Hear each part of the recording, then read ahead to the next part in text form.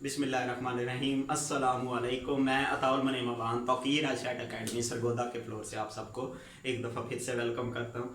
तो dear students, आपके लिए खुशखबरी भी है कि मैंने अपने फर्स्ट ईयर के लेक्चर्स जो हैं वो अपलोड करना स्टार्ट कर दिए हैं, जिसके सिलसिले में आज सबसे पहली वीडियो में बेसिक कंसेप्ट जो है चैप्टर नंबर 1 का पहला ही टॉपिक है उसको मैं डिस्कस करूँगा।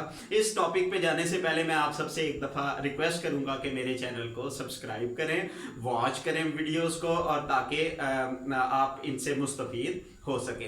तो डियर स्टूडेंट, सबसे पहले आज हम एटम्स को डिस्कस करेंगे। एटम्स की क्या हिस्ट्री थी, फिर डाल्टन्स एटॉमिक थ्योरी है, उसके बाद मॉडर्न डेफिनेशन है, उसके बाद एविडेंस ऑफ एटम्स क्या थे, और उसके बाद एक्सरे एनालिसिस उस पे जो हुआ था उससे हमें क्या फायदा हासिल हुआ था। तो सबसे पहले हम इसकी हिस्ट्री की तरफ चलते हैं। हिस्ट्री पे चलें तो शुरू में यह ख्याल किया जाता था कि जितना भी मैटर है वो स्मॉलेस्ट इंडिविजिबल पार्टिकल्स पर मुश्तमिल होता है। All matter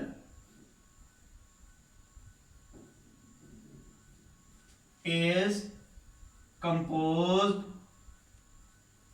of smallest indivisible particles.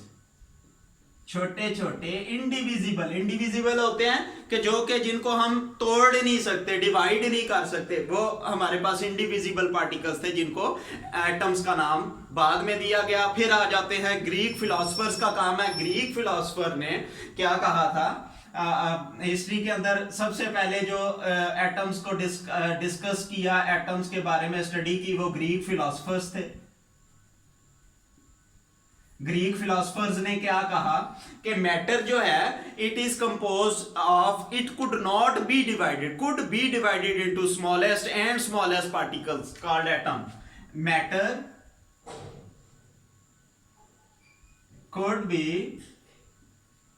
divided into smaller particles, कि एटम को छोटे छोटे पार्टिकल्स में हम डिवाइड कर सकते हैं। मैटर को हम छोटे छोटे पार्टिकल्स में डिवाइड कर सकते हैं। Democritus was the first scientist.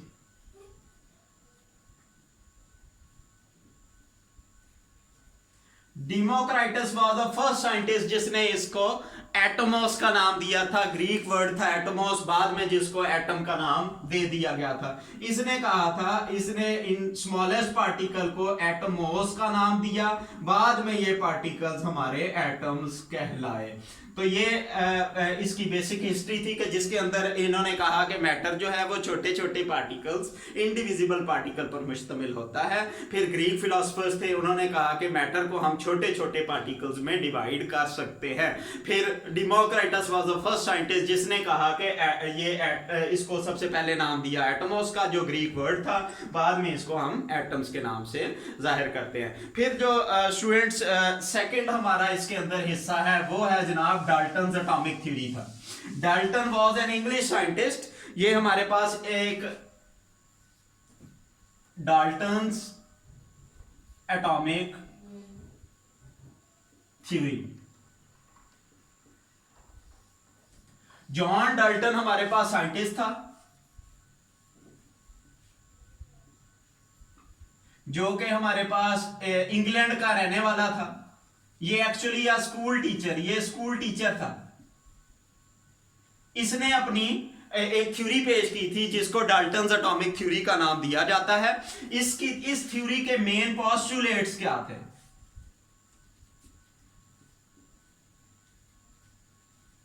अक्सर स्टूडेंट्स को ये डाल्टन्स एटॉमिक थ्योरी का पता ही नहीं होता, खास तौर पर सरगोदा बोर्ड है हमारा, तो उसके अंदर स्टूडेंट्स को डाल्टन एटॉमिक थ्योरी का नहीं पता होता। इसी वजह से मैंने सोचा कि इसके अंदर मैं डाल्टन एटॉमिक थ्योरी को भी थोड़ा ऐड कर लूं, उसके मेन पोस्टुलेट्स को ऐड कर दूं ताकि आप लोगों को यहाँ पे भी फायदा हो सके।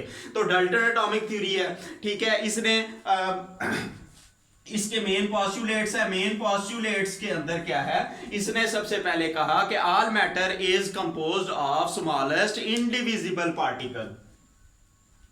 All matter is composed of smallest indivisible particles called atoms के तमाम का तमाम मैटर जो है वो स्मॉलेस्ट इंडिविजिबल, जो तोड़े नहीं जा सके पार्टिकल, ऐसे पार्टिकल जिनको हम तोड़ नहीं सके, उनको उसने नाम दिया एटम्स का। दूसरा इसका पॉइंट था atoms can neither be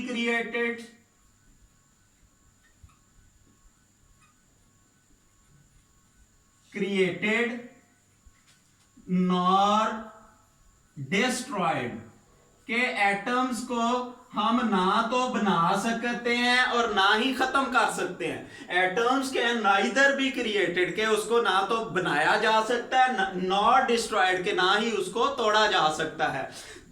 third इसका पॉइंट है एटम ऑफ द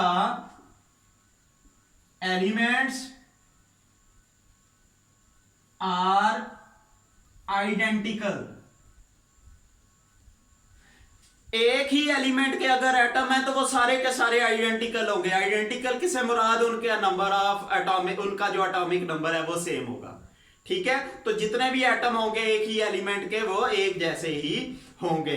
ठीक है, तो अब फोर्थ इसका पॉइंट था atoms of different elements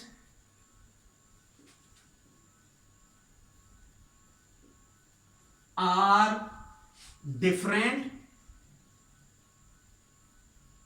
and they combine to form compounds, कि वो कंबाइन करेंगे एक दूसरे के साथ और कंपाउंड बनाएंगे। तो ये तो थी हमारी Dalton's atomic theory. Dalton atomic theory के बाद हम चलते हैं एटम्स की मॉडर्न डेफिनेशन की तरफ। अब चलते हैं जनाब एटम की मॉडर्न डेफिनेशन की तरफ।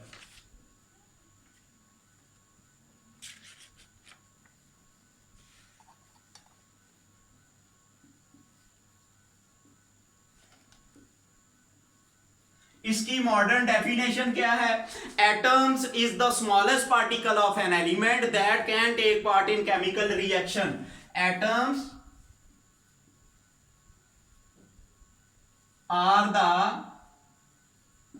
Smallest particle of an element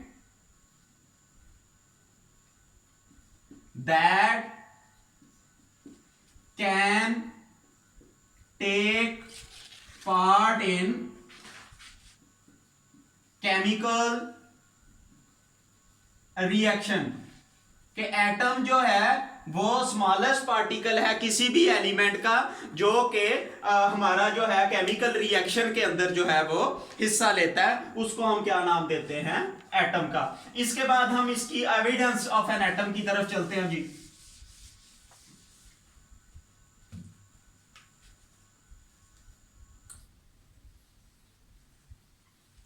evidence of atom है कि एटम का एविडेंस क्या था। एटम के बारे में जो था स्टडी, वो जो अर्ली स्टेजेस पे स्टडी की गई थी जिनमें ग्रीक फिलोसफर्स थे, उन्होंने एक्सपेरिमेंटल एविडेंस नहीं था, लेकिन जब एक्सपेरिमेंट्स किए गए तो फिर उसका एविडेंस आया एटम का। एटम को हम सिंपल माइक्रोस्कोप से स्टडी नहीं कर सके। Simple microscope cannot be used to study atom। दूसरा क्या है जनाब? इसके लिए हम इलेक्ट्रॉन माइक्रोस्कोप का इस्तेमाल करते हैं। Electron microscope is used. ठीक है, इलेक्ट्रॉन माइक्रोस्कोप का इस्तेमाल करते हैं ताकि वो हम एटम के बारे में पता लगा सके। तो फिर इसके बाद एविडेंस के बाद आ जाते हैं हम एक्सरे एनालिसिस की तरफ। जब एक्सरे एनालिसिस किया गया एटम्स का, तो उसमें हमें कुछ चीजें जो थी वो वाजे हुई, जिसमें सबसे पहले हम अगर देखें एक्सरेज के जरिए एक्सरे एनालिसिस किया गया, तो सबसे पहले डायामीटर ऑफ एन एटम है।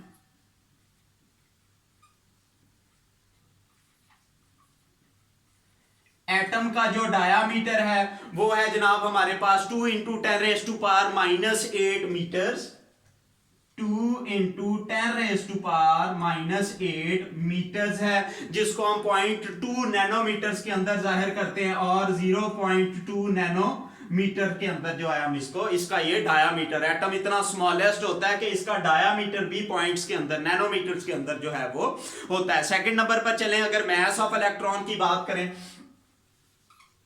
mass of electrons, इलेक्ट्रॉन्स की अगर mass की बात करें तो वो हमारे पास है 10⁻⁻27 से लेके 10⁻⁻25 किलोग्राम तक इसका mass होता है। 10⁻⁻27 किलोग्राम से लेके 10⁻⁻25 किलोग्राम तक इसका जो है वो एटॉमिक जो एटम का जो मैस ऑफ एटम है वो होता है। उसके सॉरी इलेक्ट्रॉन्स लिख दिया, यहां पे एटम्स आना था, ठीक हो गया। उसके बाद डियर स्टूडेंट्स, अगर यहां पे हम थोड़ा सा इसको और डिस्कस करें ना, तो एक अगर हम फुल स्टॉप लगाते हैं, एक फुल स्टॉप के अंदर, वन फुल स्टॉप